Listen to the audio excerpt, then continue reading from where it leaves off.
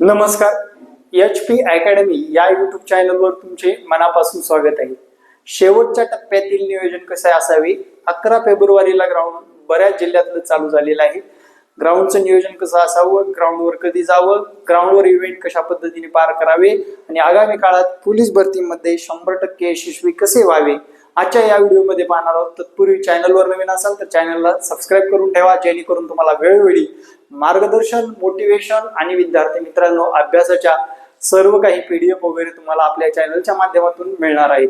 चला मित्रांनो पाहू, पोलीस भरतीमध्ये सद्यस्थितीमध्ये 11 फेब्रुवारी या दिवशी ग्राउंड होणार आहे. तर बघितलं, पुरुष उमेदवार 1600 मीटर, 100 मीटर आणि काय रे गोळाफेक, तेच महिलांना 800 मीटर, 100 मीटर आणि गोळाफेक. आता सद्यस्थितीमध्ये तुम्ही फक्त या 10 ते 12 दिवसामध्ये काय करणं गरजेचं आहे हे आजच्या व्हिडिओमध्ये पहा. तर सर्वात प्रथम तुम्ही वेगवेगळ्या वेळेला ग्राउंड करायचं आहे. वेगवेगळ्या वेळेला म्हणजे फॉर एक्झाम्पल तुम्ही सध्या 6 वाजता जाताय ग्राउंडवर, 6 ते 8 या वेळेमध्ये करताय ग्राउंड. आता चेंज करायचं काय, 8 ते 10 वेळेमध्ये करा, 10 ते 12 वेळेमध्ये करा. एखाद्या वेळेस 12च्या पुढे आपलं ग्राउंड आलं नाही पाहिजे. या नियोजनानेच आपण ग्राउंडवर जाणं आवश्यक आहे. त्याच्यानंतर सायंकाळी 3 ते 5 या वेळेमध्ये करा, 4 ते 6 या वेळेमध्ये करा. 6च्या पुढे ग्राउंड जाणार नाही, म्हणजे ही वेळ पाळणं गरजेचं आहे.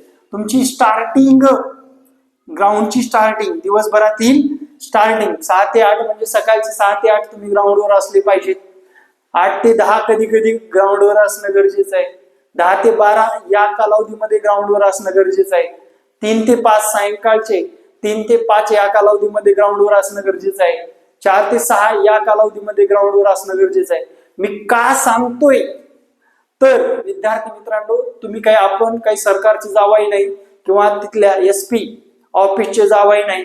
बबड्या कुठं आहे रे, ये बरं सकाळचे 6 वाजले तुला ग्राउंड घेतलं जाईल, ए बबड्या लवकर ये, असं विचारलं जाते का आपल्याला? अजिबात नाही. आपला ग्राउंडचा रेग्युलर टाइम जो आहे त्याच्यामध्ये चेंज करून या 10-12 दिवसामध्ये ग्राउंड कडे लक्ष देणं आवश्यक आहे. आणि या ग्राउंड कडे लक्ष दिला तर त्याचा फायदा तुम्हाला इथे 1600 मीटर मध्ये, 100 मीटर मध्ये, गोळाफेक मध्ये. जर फॉर एक्झाम्पल तुम्ही 8 वाजता ग्राउंड करायचं ठरवले तर तुम्ही 6 वाजता तुम्ही तुमच्या पोटात काहीतरी टाकू शकता ना.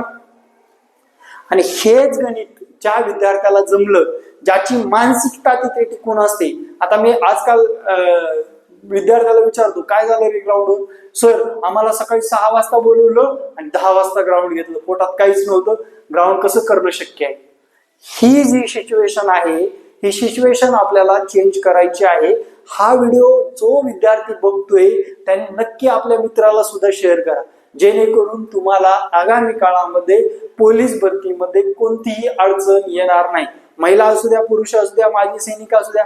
अरे किती वेळ, संध्याकाळी जेवलेला माणूस 10 वाजेपर्यंत उपाशी आहे, परत तो 1600 मीटर आताडे बाहेर पडणारा, 800 मीटर आताडे बाहेर पडणारा, गोळाफेक 100 मीटर आताड्याला ताण टाकणारा इव्हेंट जर करायचा असेल तर आपला त्या मार्कावर परिणाम 100% होणार आहे. आपल्याला मार्क काय होतील? कमी येतील.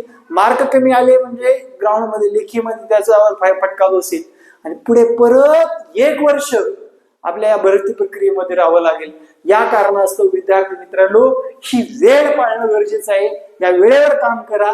या 11 दिवसामध्ये, या 11 ते 12 दिवसामध्ये तुम्ही जर या वेळेला पाळलात, म्हणजे 11 दिवसामध्ये अल्टरनेटिव्ह, कधी 6ला जावा, कधी 8ला जावा, कधी 10ला जावा, कधी संध्याकाळी 3ला जावा, कधी 4ला जावा. मग दुपारच्या कालावधीमध्ये तुमचे झाले तरी इव्हेंट 100 मीटर किंवा 800 मीटर होईल, 100 मीटर किंवा गोळाफेक होईल.